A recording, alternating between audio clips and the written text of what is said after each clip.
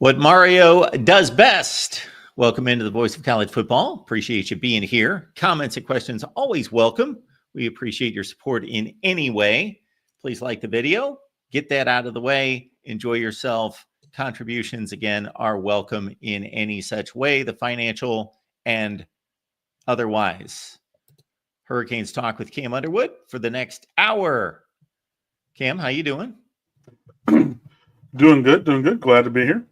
And yeah, just ready to talk about the Canes.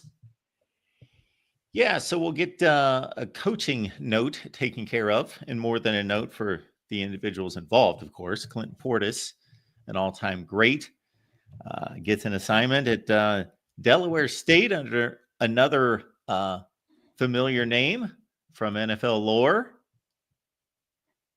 Deshaun Jackson from Cal, yeah. So current ACC rivals linking up there. So another former professional player getting a job, in the world of coaching. There's a proliferation at the HBCU level. You have Eddie George at Tennessee State. You now have Deshaun Jackson at Delaware State, Michael Vick at Norfolk State, and there are others. I'm not going to give you the entire exhaustive list, but just add, Clinton Portis on to that list. So, congratulations to him. And it's interesting because as I wrote the piece this week for meeting the commits to Miami Hurricanes 2026 class, we did take that walk down memory lane because Clinton's son, Camden Portis, a cornerback out of Charlotte, North Carolina, where he's made his home, is committed to Miami to follow in the legacy footsteps down to Coral Gables. So, just put that out there the other day. And then he just as we're recording this on Wednesday, a couple hours ago, was announced that Clinton Portis, that is going to be the running backs coach at Delaware State. So, congratulations to him. And be sure you go read that piece. So, there's only 3 commits right now, guys. It's a really quick spin through the landscape, and everything. But I just personally thought that was interesting because I just wrote about Camden Portis and then Clinton, his father, now has a new job. Does it really matter to you how many former Miami players are out there in the coaching ranks? Does this do anything for the brand? I mean, yeah, just because there's visibility tied to them still. So it's not something that I need to have happen, but you can spin that forward also and be like, hey, there are people who are here playing well, building a nice career. We have all these legends, and now you can learn from them to be like them in this and all kinds of other places. So there is a benefit, but not one that I'm seeking out or super pressed about. I will talk about it, but it is what it is, or it isn't what it isn't. Falconer TRX, thank you so much. Appreciate you and everyone in the chat. Comments and questions are welcome. And this is the best time of year to get in those comments or questions because of the amount of material to cover. And we are going to run down the 2022 recruiting class. But before we do, I see that one Jackson Cantwell has announced his first visit. I don't know if this is significant or not. You're much closer to the recruiting game to determine whether this is a nod in one direction when a recruit says, okay, this is the place I'm going to visit first. Yeah. I'm going to take a real quick pause.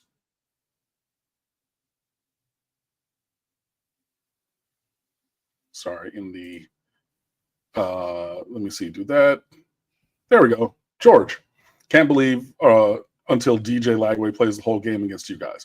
If you were here, and I know you were, George, I said last year the best chance for Florida against Miami, the opener, was to play DJ Lagway. I said it on the solo show. I said it when whatever the dude is from who Florida content creator was here. I asked him, and he laughed in my face and said, basically, I don't know ball, by saying that was the preferable choice as opposed to Graham Mertz. I've been there. I said it. You can go back and look at the recordings. So it will be interesting, but I did just want to give a nod and shout out myself for having said that previously, even as a freshman. So there's that. Anyways, very briefly, Just to Oh, take yeah, the go ahead. Billy Napier side of it, I guess. Mm-hmm. Graham Mertz was coming off, I don't want to take it too far in one direction. Exceptional was about to come out of my mouth. An extremely good, a very good season. He set the SEC completion percentage record. I think he threw 20 touchdowns and 3 picks. He was the steady choice, the experienced choice. DJ Lagway, of course, the future.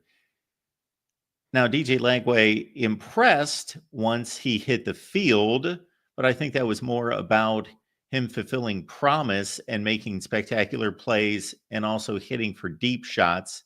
He wasn't the model of consistency once he hit the field. He wasn't like a Right. finished product. Right, but you're not even looking for a finished product, but you have, do you want to have that that 75-cent dorm room ramen, right? And make that, or do you want to try and make something with these gourmet ingredients? Because that's what you're doing when you're playing Grand Merch. You're using the budget ingredients, and you got that A5 Wagyu steak sitting right here.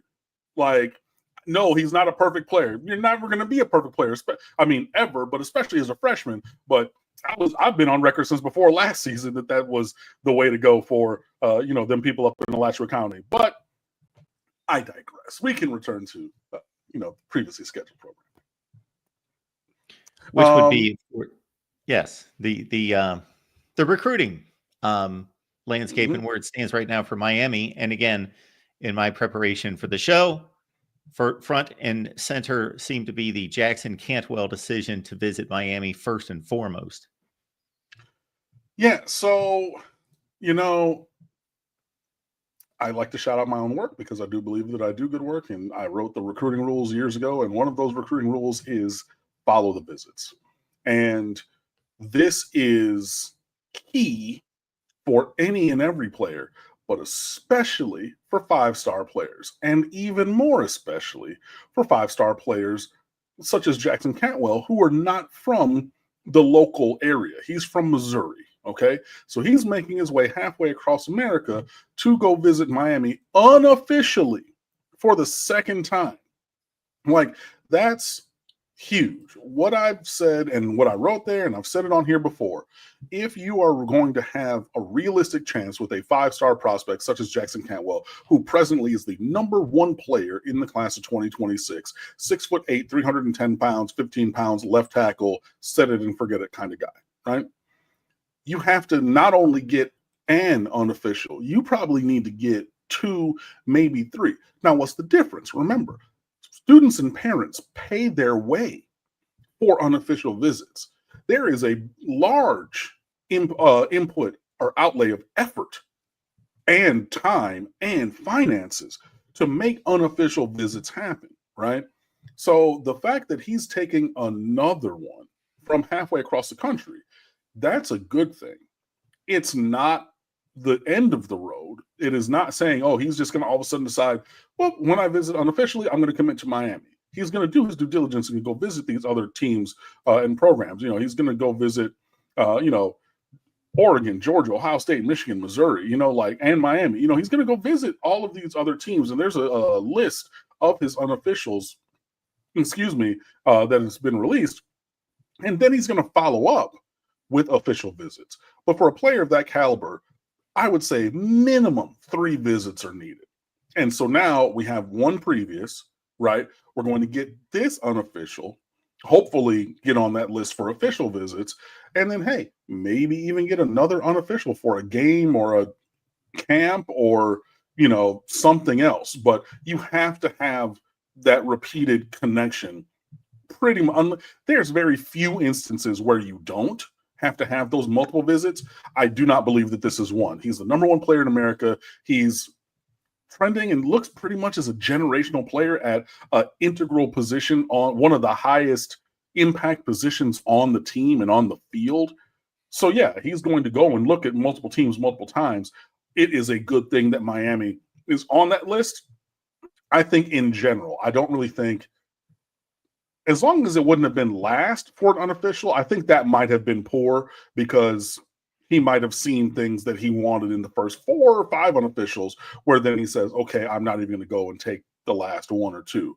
getting on that list early ensures that he returns for that second unofficial visit, and then you can push to schedule the official visit. So it's a good thing in how it is. If it was slightly different, I think it could have been okay, unless it were last and got canceled. So yeah, all good things. And then, there are plenty of other official visits that are being scheduled into the, like that was that end of May into June window as well, that are exciting times for Miami. Okay, Cam. I am guessing you've put yourself through this mental exercise. Okay. To say, I am Al Golden, I am Mark Richt, I am Manny Diaz, I am Mario Cristobal. And the reason I go back a few coaches is to point out their different backgrounds, styles, so forth. Mario Cristobal, offensive line guy. I am the head coach at Miami during a certain period of time in which I may want to accentuate what's been accomplished or kind of suppress some things that maybe have yet to be accomplished or have not been accomplished for a period of time. I also know who I'm recruiting. I'm recruiting a 3-star wide receiver who is much better than anybody else thinks he is, or I'm recruiting the number 1 offensive tackle in America. They are from my backyard, or they're from Missouri, or whatever. But taking yourself through the mental process of this is where I am. These are my strengths and weaknesses, delivering the program message, and this is who I'm selling to. This is how I would approach it. Oh yeah, no, I mean, I definitely have, and that's honestly what precipitated me writing the recruiting rules. It's like, okay, like these are the structures that I would have in place. These are the, foundational beliefs that I have, and then build on top of that. And it's just, I don't know. I mean, if you remember like the NCAA, like 12, 13, not the last game, even I think it may be the last, but like before the last one, before, it got revived this past year, like you could sell certain things, you could downplay, you could negative recruit or highlight your success in an area versus, your rivals that are recruiting a player. Yeah. I mean, it just, look, every player is different for one, and their situation is different. You also have to, continue. You got to go to the schools. You got to talk to the 7-on-7 coaches. You got to talk to the guidance counselor. You got to know, hey, unfortunately, this player's parents have both passed. He lives with the grandma, but if the grandma don't sign off, ain't nothing going to happen, right? So now if I'm generic coach, and I'm just talking to, the player and the high school coach who's his, main male advisor that you might see, you're going to get some traction. But now if I'm the coach and I know that grandma is the decision maker she's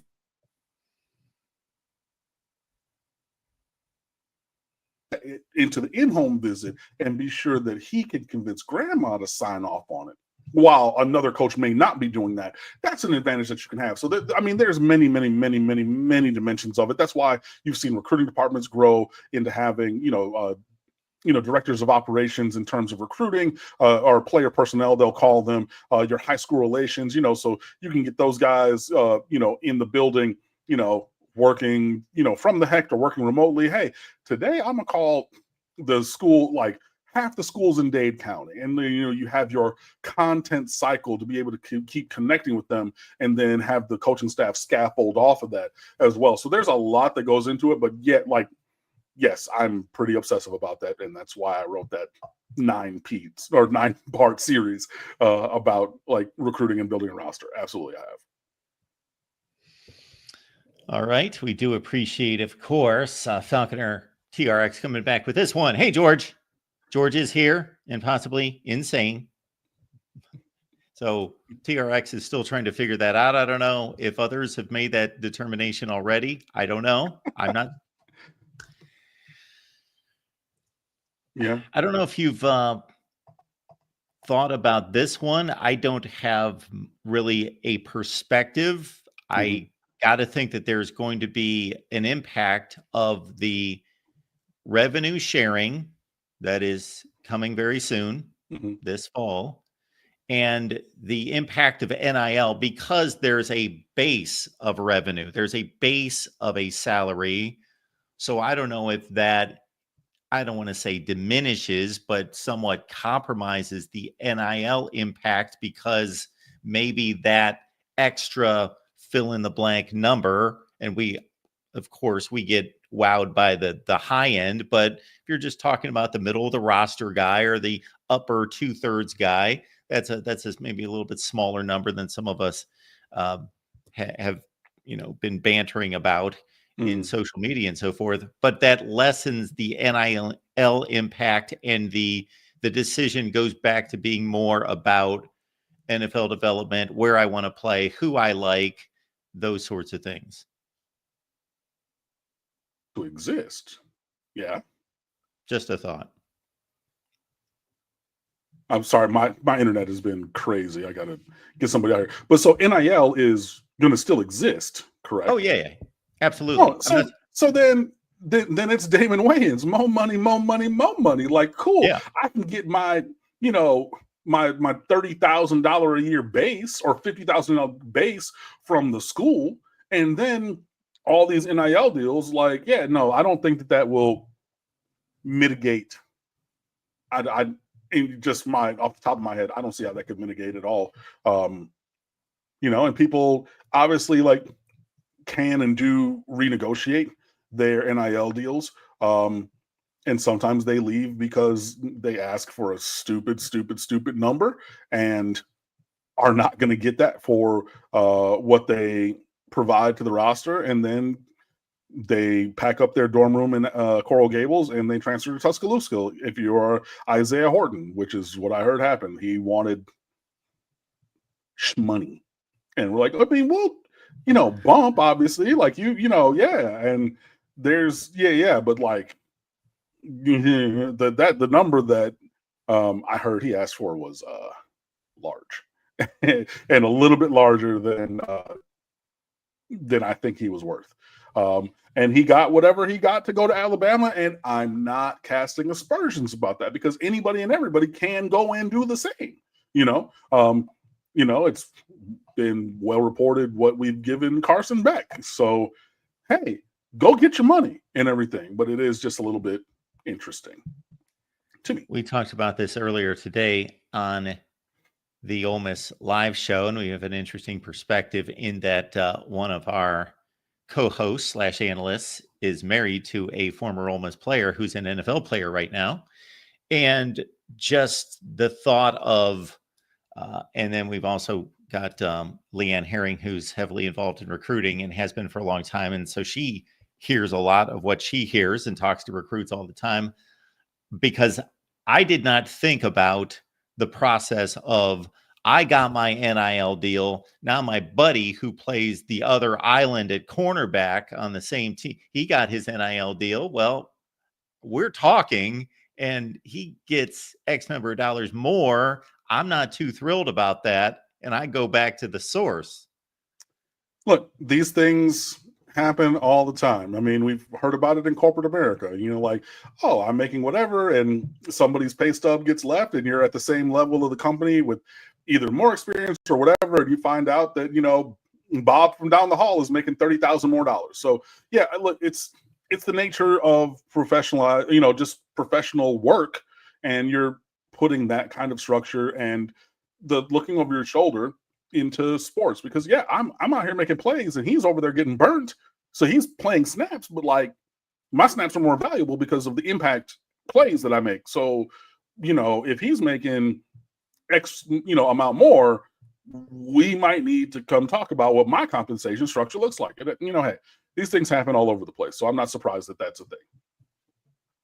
We've got Falconer TRX coming back with this one, and somebody's going to have to help me out. Does SEC shill P F-bomb saying nice things help? I was do searching not through the listen chat to Paul looking for. Feinbaum. I don't know. I could not care less. Okay. Anything that he ever says. And he came at me personally one time because I tweeted something from like at the State of the U account. And he was like, basically, I know more about Miami football in my little pinky than you ever will. And I'm just like, you know what? That if you want to say that you have cultivated a better media career and have a better, a larger listening base and everything, those things are incontrovertible. But for you know what, I'm not even going to do it. And like, Wow. I am good to stop. I carry a grudge. If you've ever seen my Twitter, at every instance where I will excoriate Brian Kelly for being one of the worst people to ever walk the face of the earth for the things that he has done that are verifiable, certifiable, you can go look them up in public record. You know this about me. So that person is one of many people that, yeah, I do not listen to a single word that he ever says. And if he comes around, and if it's one of those, you know, the meme of the worst person you know makes a great point, that maybe might be what it is, where he said something great about Miami, and it to me doesn't exist. So I wish I knew what you were talking about in a general sense, but yeah, I've put him in the land of eternal silence a long time ago. So I don't know. Well, I'm running a business, so Find Bomb Miami. I'm going to go look it up because I care about as much as you do, but I may give it a look. That's. I learned a long time ago that although I feel really good about my knowledge base or various things that I am capable of doing or communicating, when I'm reaching out or somebody is reaching out to me that I don't know, I will never make any claims about. I don't know that individual. You are running a formidable Miami website in addition to, again, this individual having not. And if anybody's listened to Feinbaum, I question his knowledge of pick your team, even at the top of the SEC. I don't think he really knows more than 3 players on any team. Well, what he does know is how to get people to talk about it and tune into him talking about things, which is a valuable thing. So again, I'm not even going to sit here and say that he does not have a value or anything. Like the way that he came at me, I'm not coming at him. All I'm saying is he's been in the land of eternal silence for a minute. So unfortunately, Falconer, I don't know. But if he said something good about Miami, then maybe some people heard it, but I don't even know how many players in recruits are listening to him and then basing their decisions off of that. So I don't know. So to take this just one more step out of curiosity, are your thoughts about him connected solely to that one exchange or others, or just his work in general aside from that? Yeah, I mean, I was never a fan of his work. I mean, I understand it. It's a thing, you know, like I can understand it, but I understand it's also not for me, you know, where I can see someone, you know, I'm personally, you know, I'm attracted to the opposite gender. So I can see a young lady and be like, I see that she is conventionally attractive. I myself personally am not attracted to her, you know, kind of a thing. So it's kind of that with him. I was just like, I understand it. I see it. I get it for what it is. It's not for me. And then he came at me foul personally. So then like, yeah, you're done. When I take in media personalities, I need to be entertained or informed, or hopefully both. Yeah. I would like to be educated about the sport or about a situation or a part of the industry, or again, for that person to either be funny or just engaging and interesting. And I just find nothing there. The opinion and responses are just paper thin when it comes to any kind of football knowledge or insight into what's happening nationally or in the SEC. That's been my take on him. Paolo, appreciate you being here. Paolo would like your thoughts on the recent coaching staff change. Excuse me. So Will Harris from Florida, we talked about that last week. Ran down the assistants and everything. I have seen that there's been chatter that Kevin Beard may or may not have a contract moving forward. This is someone that we've spoken about on here as potentially being an option or having the NFL as potential future immediate option for his professional journey, as well as there's one person who creates content about the Florida Gators who said that Will Harris is leaving to the NFL. I independently have spoken to other people because I don't trust the person who said that as far as I can throw him. And I've said that to his face, and everything. No ill will. I know I've seen him in places. I thought he and I were joking, at a time. I tried to speak to him. It's like just in a jokey kind of way. And then, meet him in person at a spot. And then he wanted to try to big time me and I said, hey, cool. We don't need to talk. So we don't talk, but I didn't trust him then. I do not trust him now. I do, however, trust other people I've spoken to who did not echo exactly what this individual said, but said it is a possibility that Will Harris could eventually leave for the NFL, even this current offseason. Presently, he's working every day. He was on the trail and offered 2 players. I believe I saw Gabby Urrutia say it was recording this on February the 19th. So I think, is it possible that like Will Harris and or Kevin Beard could depart for the NFL? Yes. Is it a certainty in either case? I do not believe so. But I also think that maybe that's a factor of maybe not having a firm and final offer at this very moment. So we will see how things develop. And if they do, again, it's kind of that double-edged sword of you want to have great assistants that eventually other teams, and especially in the NFL, that they go poach. Same thing like the analysts who have been promoted other places and gotten their own full position coaching jobs. Shout out to David Cooney, the latest thereof, recruiting analyst for Miami, a wide receiver analyst who is going to be the wide receivers coach at Bowling Green now. So he's another guy who is an analyst, I believe they're for this current year, who have been promoted to full-time coaching roles somewhere else. So you want to have desirable coaches, but you also don't want to lose them because then you have to replace them. But if you do, as we've seen with so many hires across the board, Miami will probably go hire someone away from their good job to come here because it's a better job. Jackson, we appreciate you hitting the like button and also encouraging others to do the same. So like number 21 out of Jackson's on the board. Keep it going. Keep it headed north. Also, I am going to my gadgets and figuring out how many people are watching us on Twitter versus watching us on YouTube. So I'm seeing the number be a really nice, healthy number for a February show at pushing like 370, 380. So the deal, though, and that's great, folks. If you catch us on Twitter, and I know /X, I obviously post, and then Cam will repost, and a lot of you will, in following Cam, will gather around on Twitter, which again is great, but you can engage with us if you jump on YouTube, and you can get your comments and questions known. You can join us here in the chat, and that's the better way to experience the show because most of you are on Twitter /X. All right. The 2022 recruiting class, that would have been the one obviously originated under the Manny Diaz regime and taken over by Mario Cristobal. Correct? Yes. Question mark? Yes. That was the...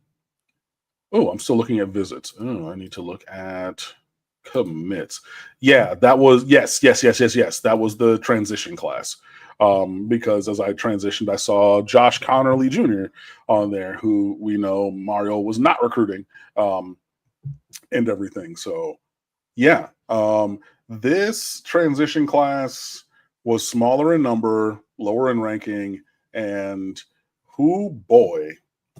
this is going to be a talent graveyard. Like this is what we've been trying to overcome because this is full of misses. And just like I was talking about, actually, it might even be in this class. No, it was last time.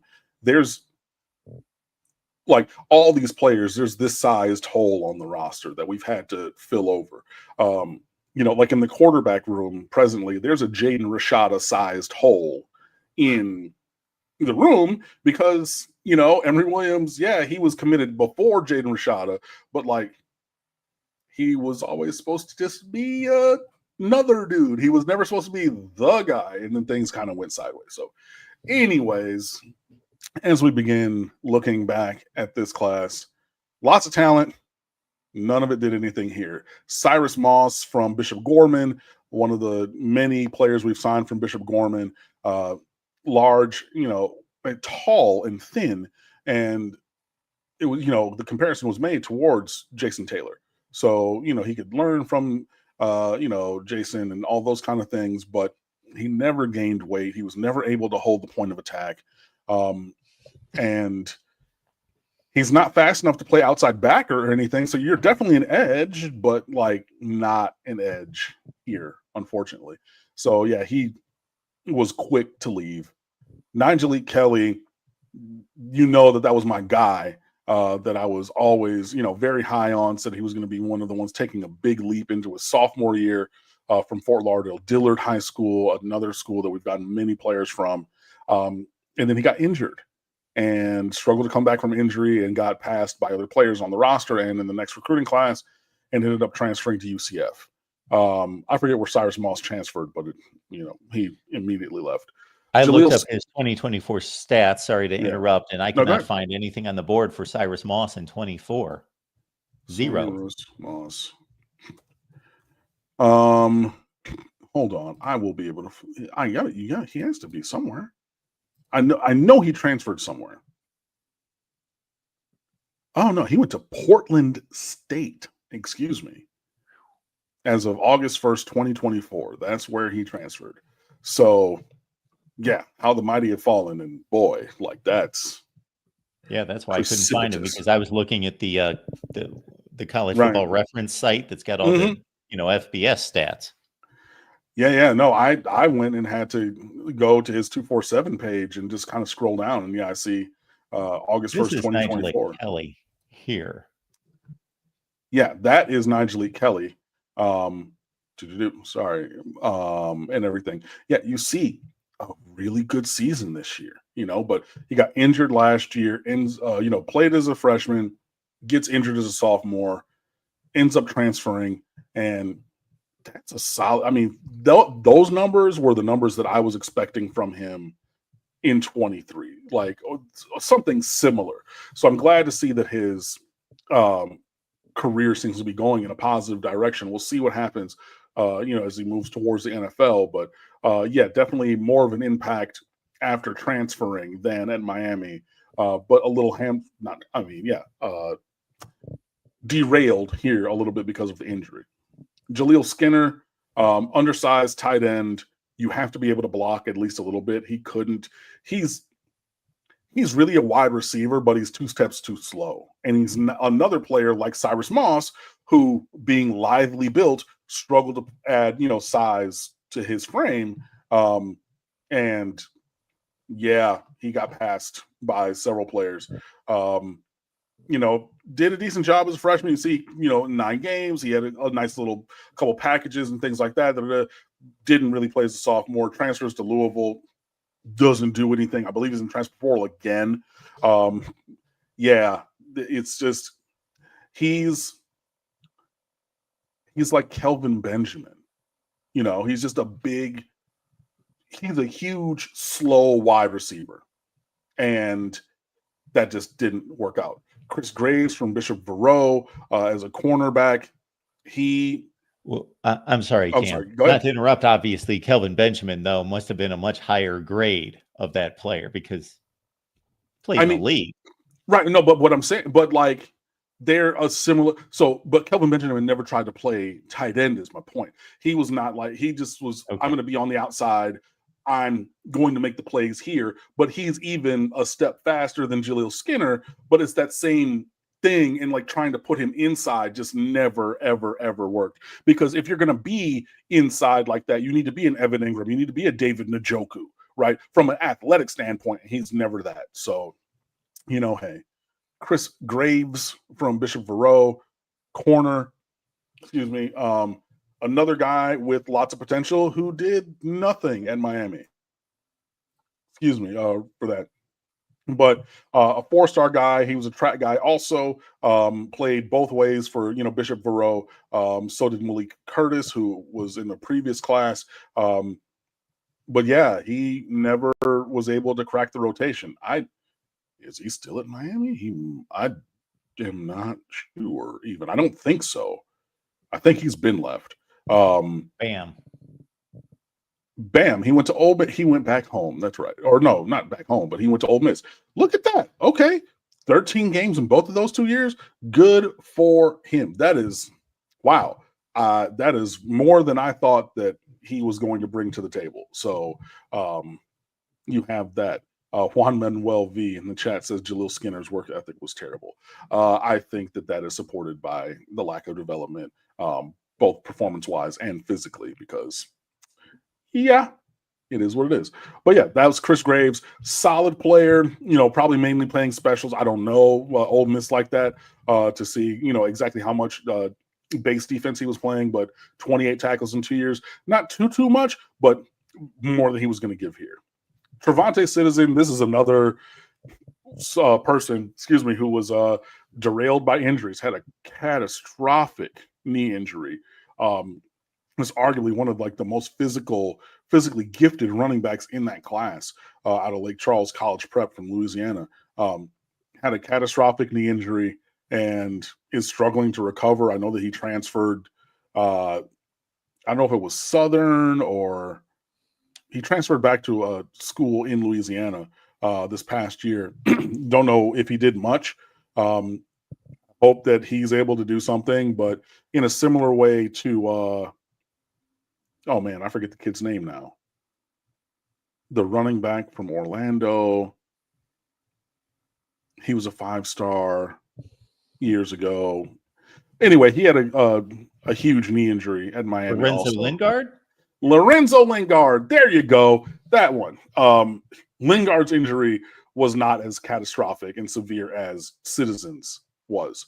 And he's still trying to fight his way back from that, unfortunately. So yeah, he didn't do anything really at Miami. Trevante Citizen has not had a carry in FBS football. Right. No, he transferred down to FCS, I believe. Okay. Yeah. McNeese State. That's right. Joe Dumars. That's what it was. Yeah, that's the only time I'd heard of it growing up in Detroit was, Joe Dumars, McNeese State. So, yeah, he transferred back there. Ironically, that's where Lance Guidry went to school and previously coached, school in Louisiana, FCS school. So, yeah, that's where he ended up.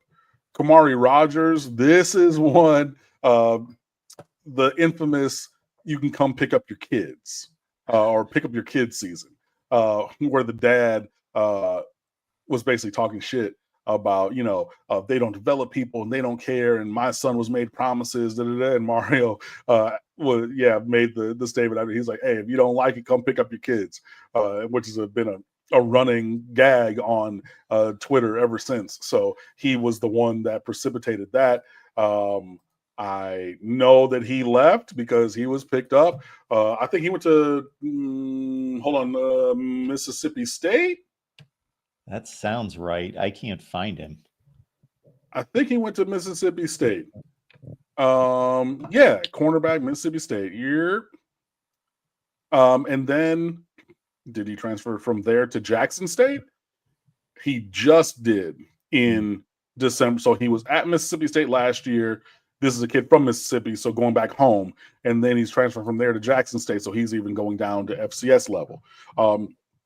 That's 6 players. How many have we talked about so far? Go back up for me. Let me just count. It was Moss, Kelly, Skinner, Graves, Citizen, Rogers. So that's 6 for 6 on transfers out at the top of the class. Like, yeah, it's that kind of talent graveyard. Wesley Besainth, starting linebacker here, going into his senior year, one of the foundational players on the defense. This has been a win for Miami. He was one of the guys that we said we couldn't lose, from Miami Central. You get him, and yeah, he was a special teams and rotation guy, and then steps into larger and larger roles in each of the last 2 years. So this is a guy who's going to be 4 years and out. There is still development that he can take. Juan Manuel, again in the chat, Wesley has to fulfill his full potential. Yeah, because there's still room for him to grow, even from what we have seen. Also, PS reminder, that was not targeting a Cal. That was a beautiful, clean hit. Be mad. But yeah, this is a guy who's foundational to the defense, played in every game since he's been here. Yeah, that's what you want to see. So this is one that's a win in terms of, talent acquisition, development, and return on investment with Wesley Dessaint. And, he's paved the way for future guys from Miami Central as well. Markeith Williams from Orlando Evans, been a rotation player, mainly specials. He's developed his body a little bit because he was only 170 coming in. But this is a guy who does have talent.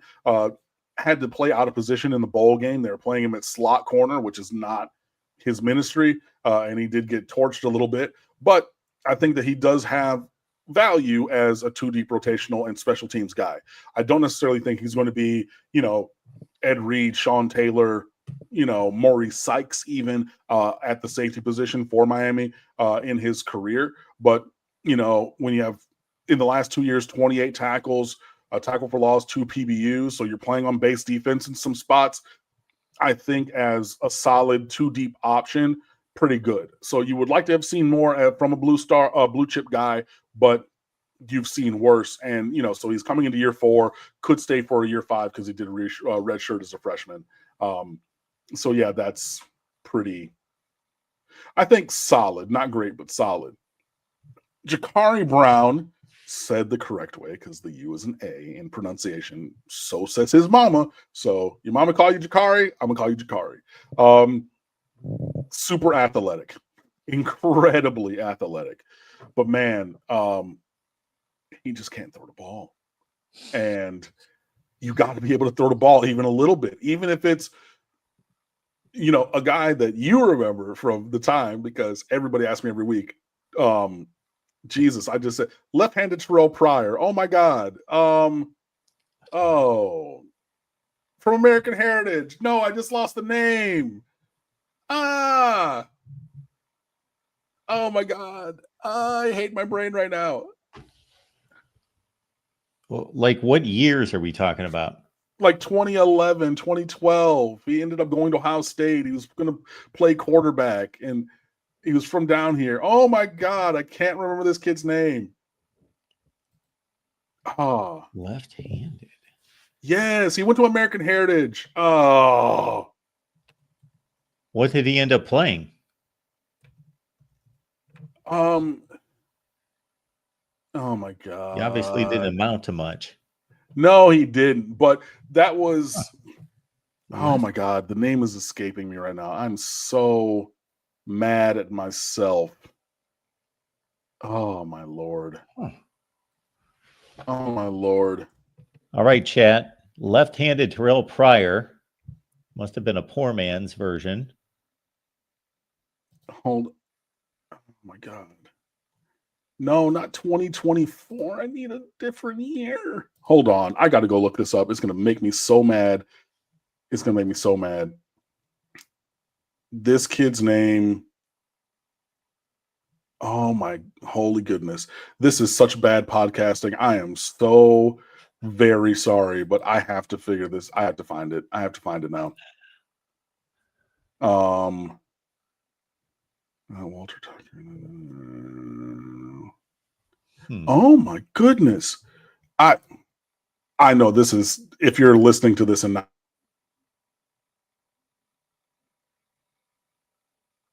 I have to find the roster. Torrance Gibson, finally, thank God. I remember that name. Oh, Torrance Gibson. Super athletic and everything, but not talented in terms of throwing the ball.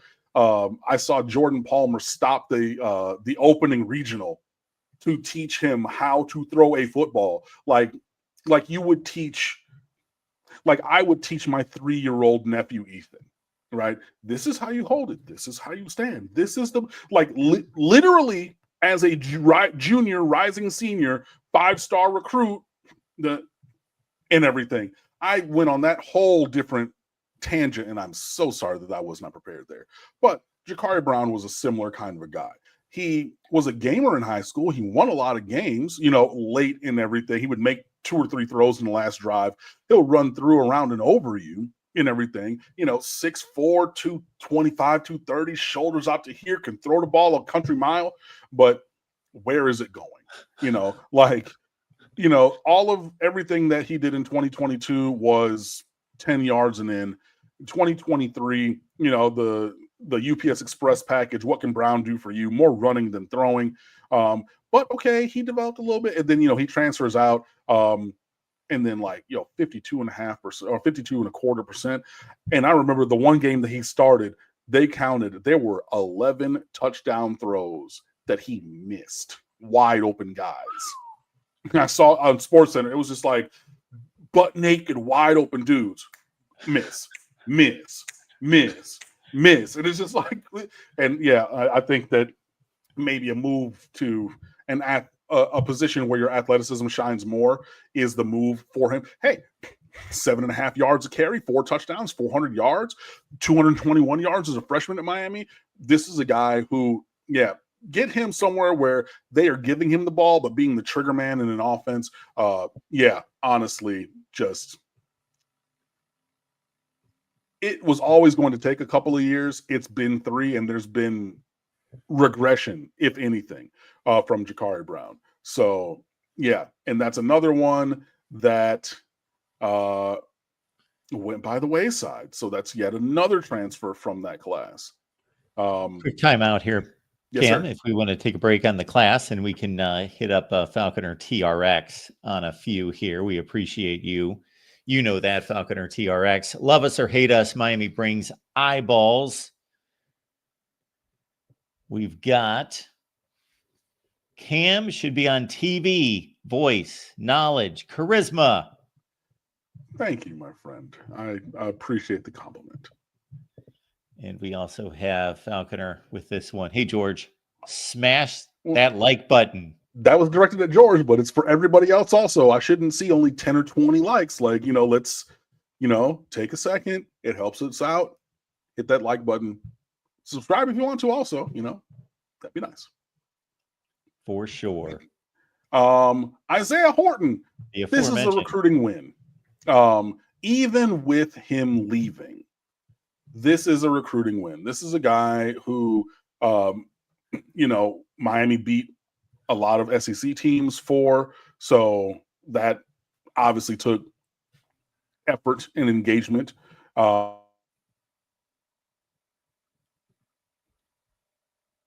Get him here, red shirts, develops, and was a starting receiver this past season on the number 1 offense in America.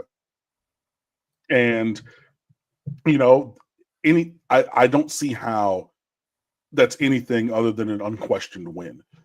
As Mark is bringing up the stats for him individually, if I look corporately at Miami's receiving stats this past year, Isaiah Horton was the number 2 receiver by receptions and number 3 by yards.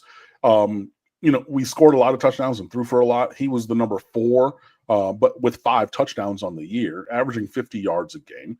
And look, redshirt as a freshman, plays in 13 games, has 13 catches as a redshirt freshman, and most of that was in the latter half of the year, starts to flash, and then steps into a full starting role on the number 1 and foundational role on the number 1 offense in America. Would I have liked him to stay? Yes. Was I comfortable paying what he wanted? Absolutely not. Hey, good luck and Godspeed to you.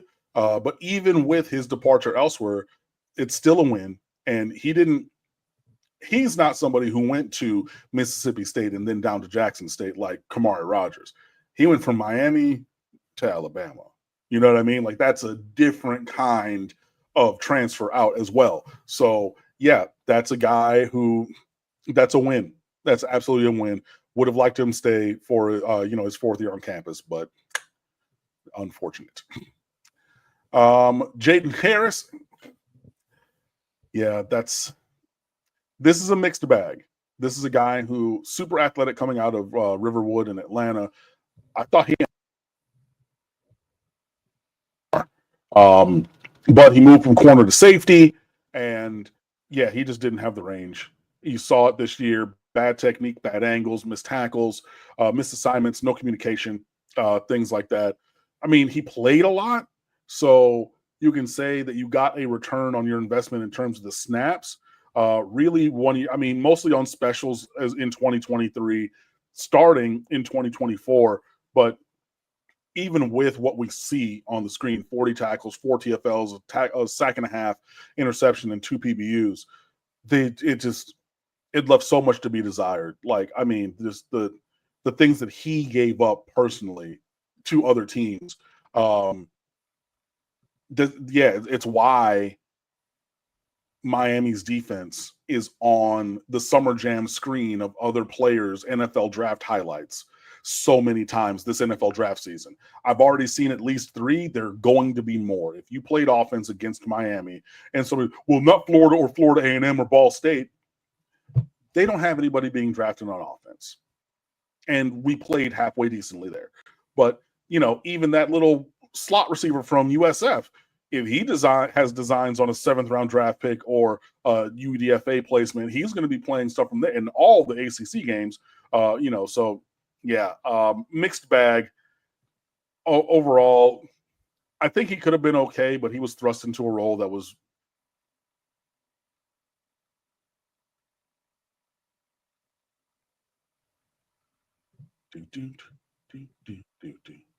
There we go. Matthew McCoy, that's a win. Was co-starter at left guard in the opener. Ryan Rodriguez gets hurt, and Matthew McCoy takes over at left guard for the rest of the year. And yeah, this kid where the sky is the limit. Played tackle in high school. I think that he is a guard at this level. I like him way more than Ryan Rodriguez. He just has a level of physicality that Rodriguez cannot have at his way smaller size. Like Ryan Rodriguez is 6'1.5", maybe 6'2", 280 pounds. Matthew McCoy right now is 6'6", pushing 300, 310. There, I just think he has a measure of size and physicality up front that you need. Sky is the limit for this kid. An absolute unquestioned win from a 3-star to being a starter on one of the best offensive lines in America, and then pushing that forward, into the future. Same thing, Ahmad Moten, the most improved player on the team, as we voted for the State of the U awards. I wrote an entire piece on him, so I'm not going to wax poetic, but if you're the most improved player and now a starter or in the, at the top of the 2-deep rotation up front on either side of the ball, that's a recruiting win for me. A legacy player, his brother, Anthony played here and everything. Ahmad won 2 state championships at Cardinal Gibbons and Fort Lauderdale before coming down. And his impact were larger than those numbers. I know he got a couple penalties. He got a penalty for targeting at Georgia Tech, which was shenanigans. He had a couple other things, but a lot of times at defensive tackle, you take up the spot of, you take up 2 blockers and you let the linebackers run free. So that's something that he was able to do, and that was a big win. Colby Young, as you see the stats. That was a recruiting win for Miami as well. He was a late cycle addition to the class and everything, and had 2 very good years. 32 catches, 5 tuds, and 47 catches and 5 tuds. He wanted to leave for a bigger role, and we allowed him to leave to go to Georgia. Again, a different kind of, a peer level or debatable upgrade on transfer out, as opposed to some of the people at the top of the class where we saw that they went down to very low-level FBS or FCS teams. Didn't really do much, battled some injuries, and had a little bit of a legal drama with something also, which you can look up. But, it was a recruiting win for Miami that you get 2 years of that caliber from him, and then he goes to another championship caliber team. Again, wish that he would have been here more. And you let him go because you had Isaiah Horton to step into that role that he vacated this year. So yeah, that's a win. Didn't work out. I'm not saying they're going to be, University of Miami Sports Hall of Famers, but yeah, that was a win. Anez Cooper might be the biggest recruiting win of this entire class. 3-star offensive tackle. He was huge and oversized, 352, pushing 3. I mean, he was a cheeseburger away from 390, basically, when he got here. He was massive. But did the work to rework his body, kicked inside the guard, and has been a nailed-on starter pretty much from day one. This is a guy who is also foundational on the offensive line and everything. So, you have him, at right guard next to Maui Noah, and then you have Matthew McCoy stepping into that left guard job. So, 40% of your starting offensive line came from this class, from developmental 3-stars who were big, large bodies at tackle, reshape their bodies, kick them inside, set it and forget it. Honest Cooper might be the biggest recruiting win from that first class when it's all said and done. So it was the wins were few and far between, and that was a way smaller class than you'll normally see. Also, you know what I mean? Like there were only 15 and 1, 2, 3, 4, 5, 6, 7, 8, 9, 10. 10 of the 15 players that Miami signed out of high school have transferred to this point. And most of them transferred before, the 2024 season even. So you only got a couple seasons out of them. So, in terms of, even if I put a couple players back on the roster, right? So we put Isaiah Horton and Jaden Harris back. That's 8 out of 15 transferred out before they really made an impact, right? Well, I would say 7 because Colby Young made an impact and then left. Right. But half of your class leaves before they really even do anything at all noteworthy towards the pursuit of greatness. Yeah, that transition class was rough, man. Rough.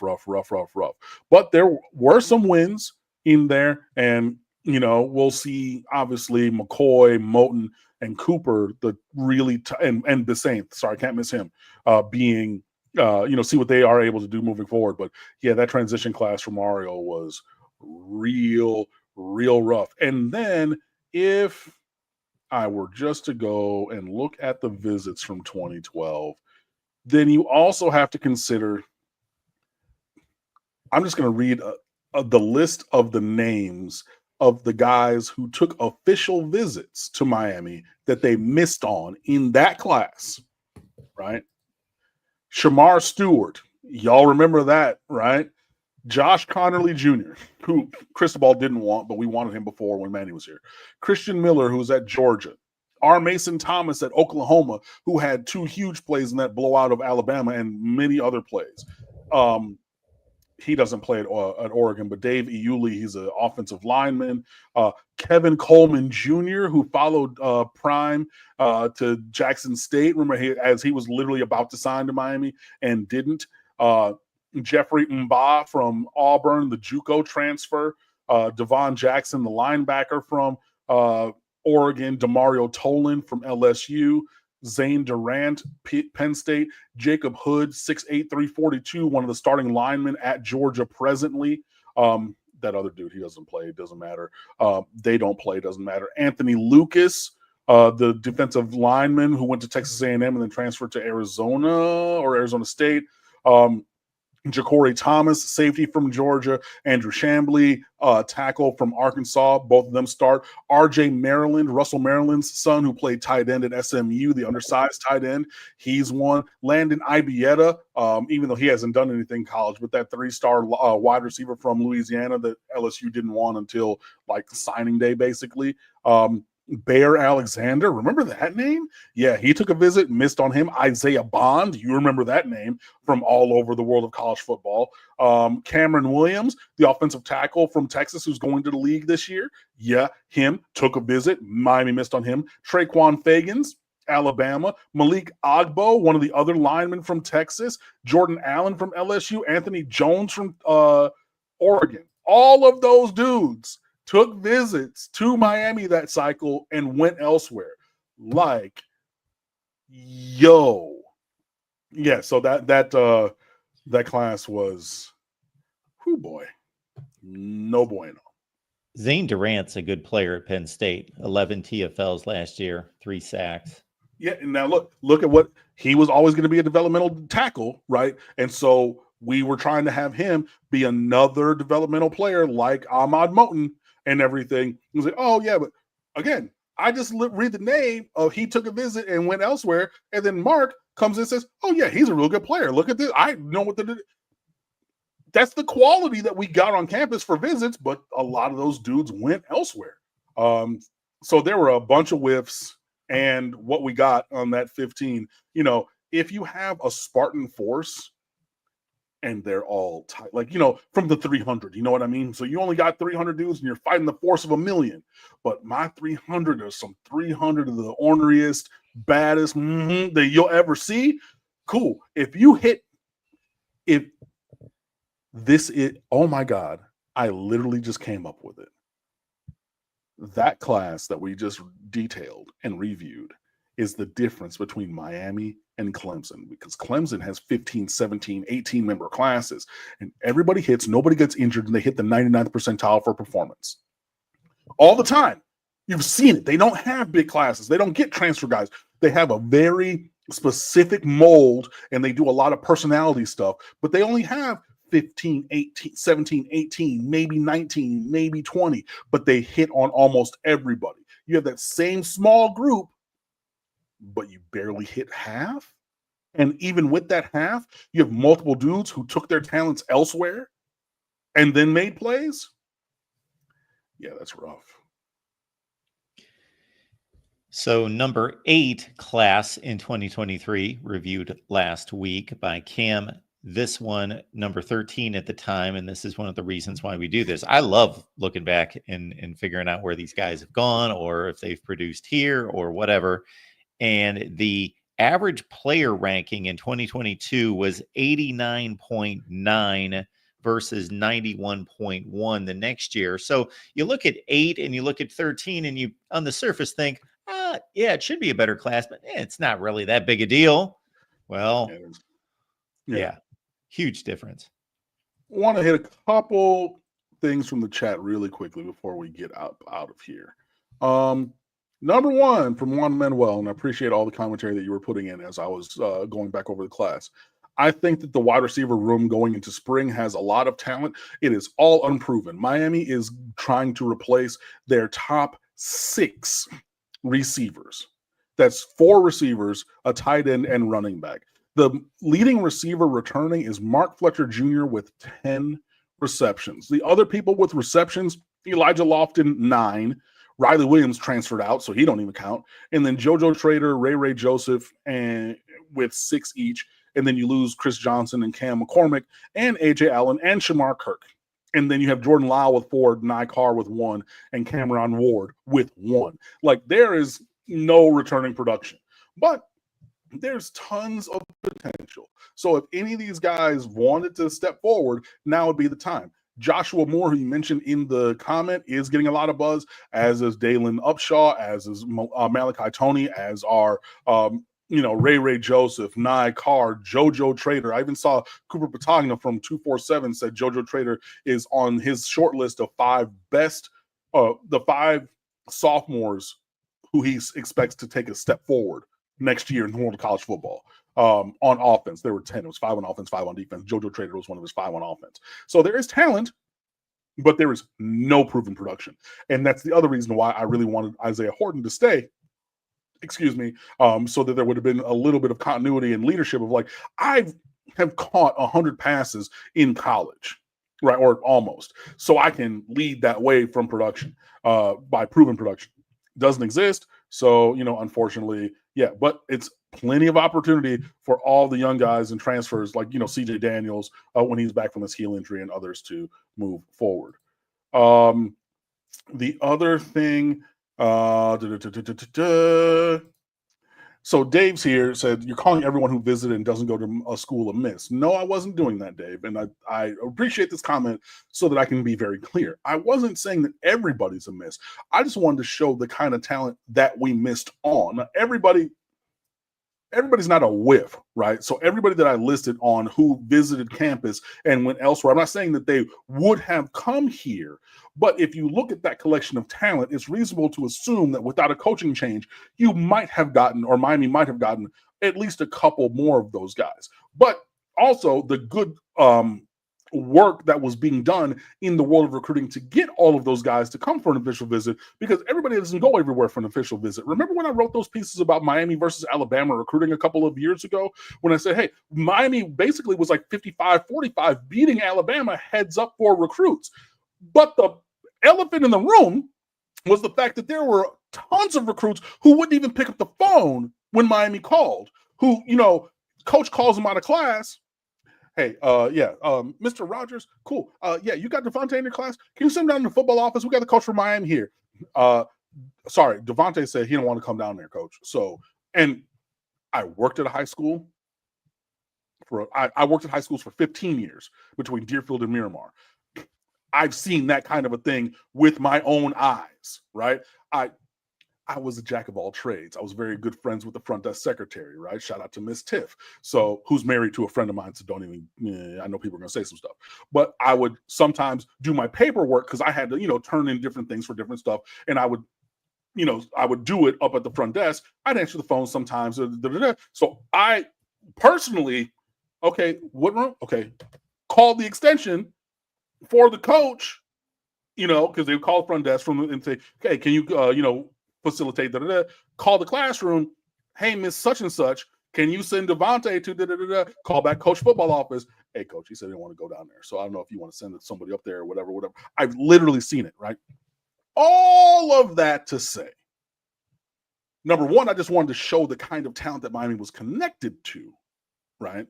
And if there was continuity, then this class could have been better and had higher quality, higher caliber players. Was every single one of them a whiff or miss for Miami?